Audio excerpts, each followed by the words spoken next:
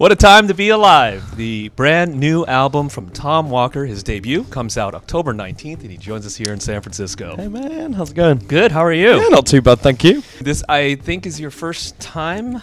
It is, yeah. I've never been to San Francisco before.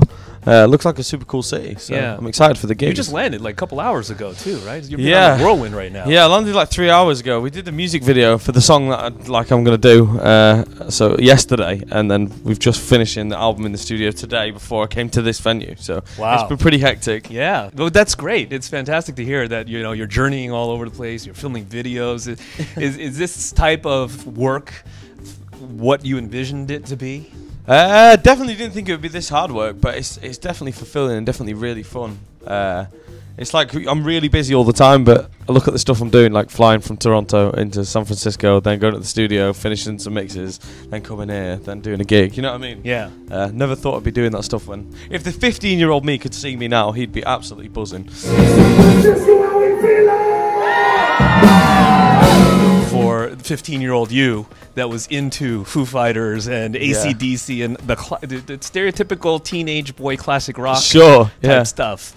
Where did it veer into, okay, let's start doing these kind of songs versus, rock out with your... Yeah, for sure. I know what you're saying. I don't know. I started playing guitar when I was super young, so I think that's why I was into like Foo Fighters and AC/DC and Muse, because it was all really guitar-led.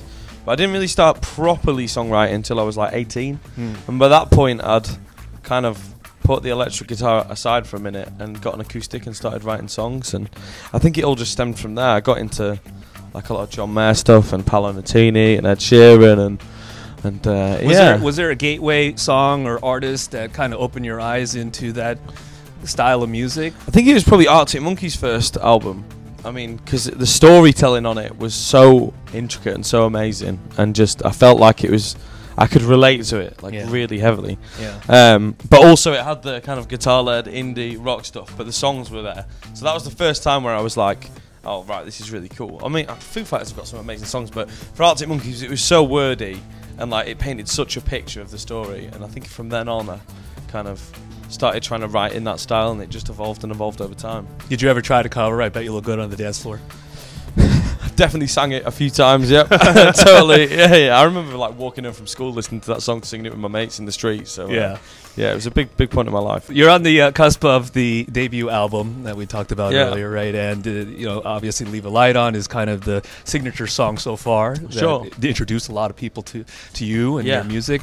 How much of this was written during that period of time, or was it course of a number of months? I think everything that ended up going on the album was written around that time, because after that came out, we started gigging a lot. I mean, we've had 150 gigs.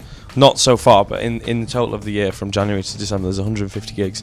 So I've not been in the studio and I've not been writing too much. I've just been in to like finish off stuff I'd already started.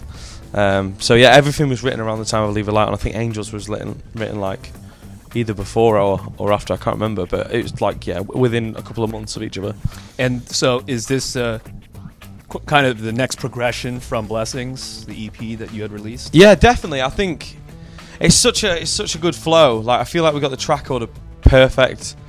I'm not going to talk about it yet in case to change it and they'll look like a right idiot, but it just kind of starts off with "Angels" and then "Leave a Light On" is towards the start, and then halfway through it gets into like "Blessings" territory, and then there's some more rocky stuff towards the end, and then it finishes on this beautiful song called "The Show," which is like we recorded together as a band in the studio, and it's like a song about me walking around London one night and just observing everybody in London being part of this huge big show.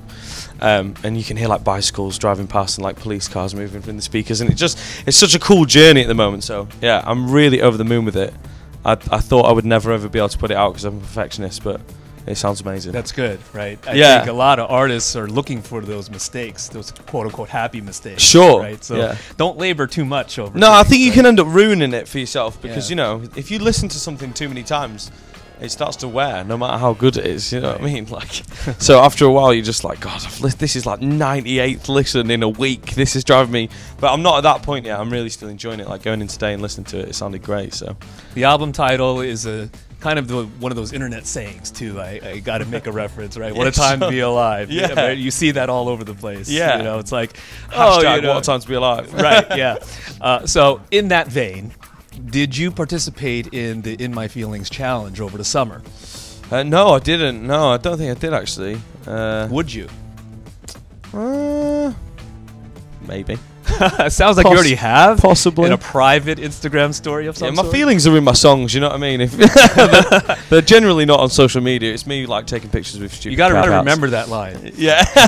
My feelings are in my song. Yeah, exactly. If you want to know about my feelings, buy my album. We're really looking forward to the album release and your show tonight here in San Francisco. Thank you. Great to meet you. Absolute pleasure. Thank you. Thanks for your time. Nice one. Tom Walker. What a time to be alive. His debut album coming out in October. It is B-Sides on Air. Guys, thank you so much.